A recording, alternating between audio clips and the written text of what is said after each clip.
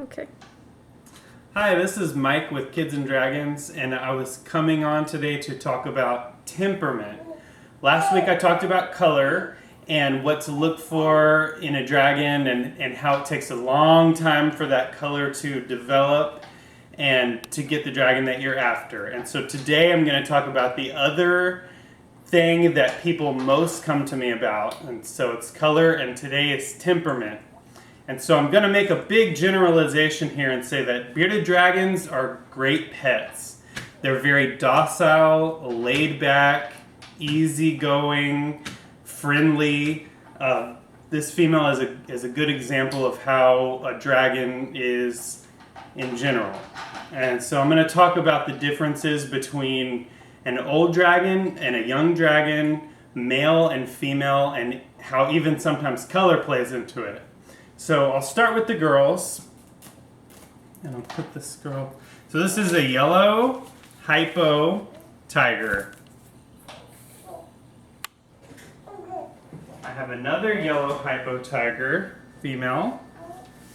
And these are about 2.5 years old. And then I have a red hypo that's coming up on a year.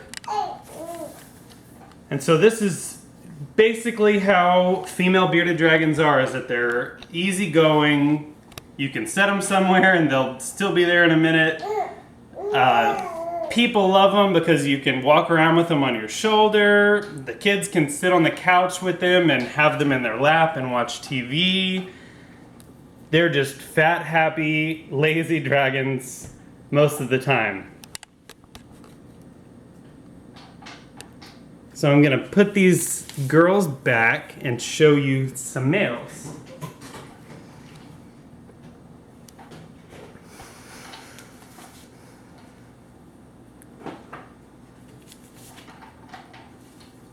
So this first male is a Dunner tiger. And this second one is a leatherback tiger. I tried to grab a good variation here so you could see the different kinds of temperaments if they'll show us. This guy is a little black-bearded. He is not stressed at all. He's caught a glimpse of the girls in the preparations of this video. He's a very good breeder, and so that's a display that male bearded dragons have. It is associated with stress, but in this case, he's not stressed out. He is just ready to breed. But anyways, this male is a bit more wild. So yeah, to generalize again, males are usually more wild. They have more energy. They're more active. They run around the cage a little more. They're a bit more lean in appearance as opposed to the females who have a bit more girth and chunk to them. This particular male is, so I said I was generalizing, so you can have it both ways between the males and the females. So this guy is pretty laid back, and again, as you can see, they're both pretty chill right now, even having two males next to each other, and I would not let them do anything if they did start to display some aggressive behavior, but he's more laid back generally. He sits in his cage under his basking light. He kind of eats. He's not that active, moving around the cage wise. And this guy is the exact opposite. He goes berserk in his cage. He's very happy in there, but he's wild. He runs around in his cage. But as you can see, bearded dragon, he's out of his cage. He's pretty laid back and handleable. So I'm going to put these guys back now. They're not going to show us any kind of the wild behavior I was talking about. So I'll show you guys some younger animals now.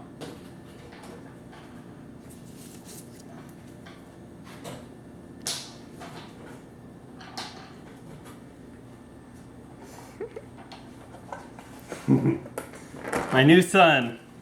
So here's some younger dragons, and I guess I'll get right into the color aspect of this, and this is a huge generalization again as well, because it's not completely accurate. But what I have noticed is that usually red dragons can be a bit more aggressive, wild, have a bit more of an attitude, be more sassy, and yellows can be more laid back and chill.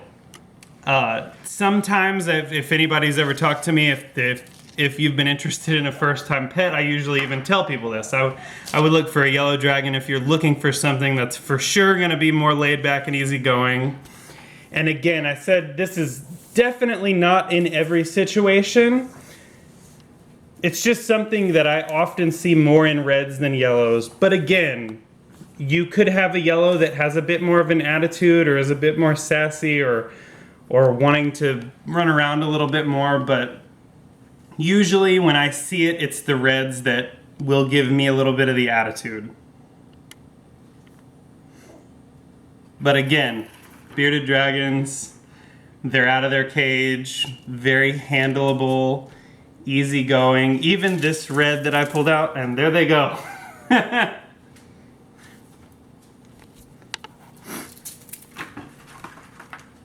So I'll put these guys back. And I brought one that's a little bit younger. We didn't talk about age. Age? That's the whole point of bringing them up. Oh.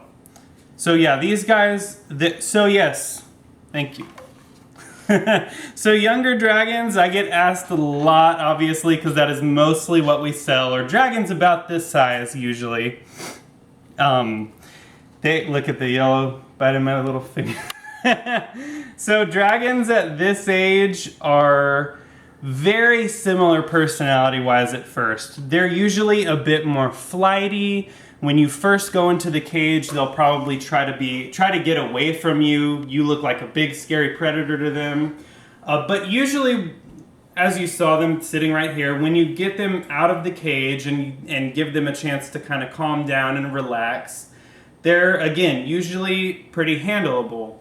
I would suggest holding them like this, sitting down somewhere or something like that, because, again, they can be a bit jumpy too, so they might jump out of your hand, and you wouldn't, and they're pretty quick when they're little like this, so you wouldn't want them to jump out of your hand and get away from you, get loose in the house or anything like that.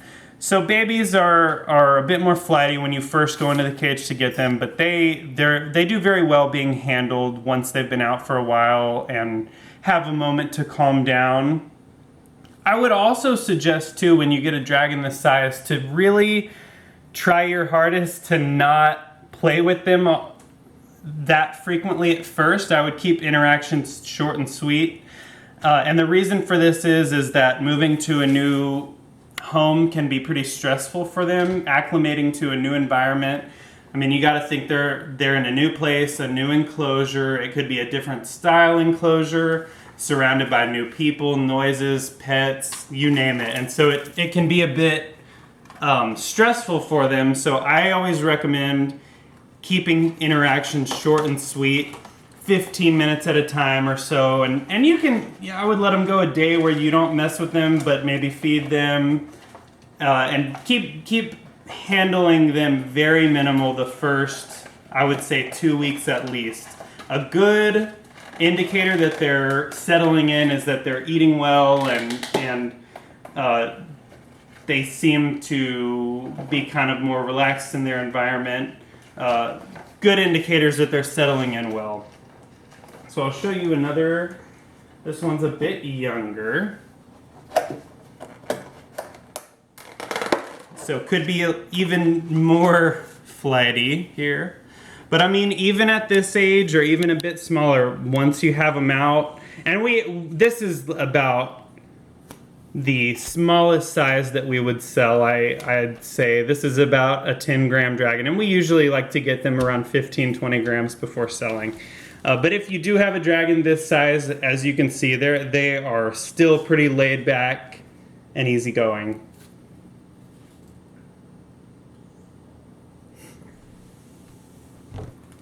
So, can they bite? Can they bite? Can a bearded dragon bite? This is another question I get asked a lot. And I always tell everybody that anything with a mouth can bite you. A bearded dragon, most of the time, is not going to bite you. They don't want to bite you unless they're scared or something like that. Even in situations where they're scared, they would rather run away from you. So I would say pretty much the only times I have been bit are when you're feeding. They have a strong food response. They go after their food, and they could mistake your finger for that worm you're throwing in the cage. And then usually it's a quick nip, nothing serious. But it's just something to watch out for, especially if you're going to have a younger child around a dragon. I would always recommend having supervision just to make sure everything's going to be okay. But I would say they, for the most part, aren't going to bite you. But usually when they do, that is the reason why. You got bit on the nose. Oh yeah, I actually got bit on the nose. It was around the time I feed, and a cage was dirty, and so I got in there to clean it. And a female, I have screens on the sides of my cages, so I was in the cage, and she was right here, and I went in to clean the cage out, and she got my nose, and it was bleeding. It was a pretty good bite. I mean, so that. They can bite. I mean, they have pretty sharp teeth and hard teeth and a pretty strong bite. Usually when they get your finger and they realize they don't have a worm, they'll let it go, and that's the end of it. But occasionally they might bite hard, and so it can cause a little more damage. But I mean, that's even more rare than getting bit. Getting bit's pretty rare, but if they were to bite you that hard, it would be even more rare. So it's really not something to worry about with dragons. But again, I always tell everybody that anything with a mouth can bite, even if it usually won't.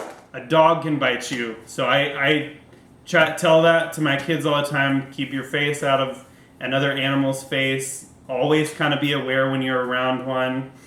Because I wasn't being aware when I went into that dragon's cage and she got me on the nose. It's always my fault. It's not the animal. It's just how they are. So, to sum it up, I would say that they make great pets. They're very handleable. They're easy to deal with, and they're very fun to interact with as well. But again, there's no guarantee. They are an animal, and at times can be unpredictable, and so nobody would ever be able to guarantee you, this dragon is going to be friendly as an adult. It's been extremely rare. I'm honestly not sure that I have one that isn't friendly. There are levels, so sometimes they could really not want anything to do with you. It's about what you put into them. But yeah, it's about what you put into them. So you can the more you handle them, generally the better that they become, the more friendly they are, and the easier they are to interact with. And so yeah, what you put into them plays a huge role as well. Let me see, any more notes here? Anything I missed? About activity. A common question, what would you say to somebody whose dragon is usually laid back but's running around their cage? Running around their cage. Why would they be doing that? But is usually laid back. So, there could be several reasons that a dragon that's normally laid back could be running around the cage. The first thing that pops into my mind immediately is maybe they're hungry. They get more active when it's feeding time, and they know if you do it at the same time every day, they kind of know, like they'll see you come in the room and they perk up and they'll get more active, run around the cage, and so feeding time. They also might get a little more active in the cage if it's too hot. So it's always a good idea to keep an eye on the temperature of your cage, making sure that it falls in the right gradient, the correct temperature gradient.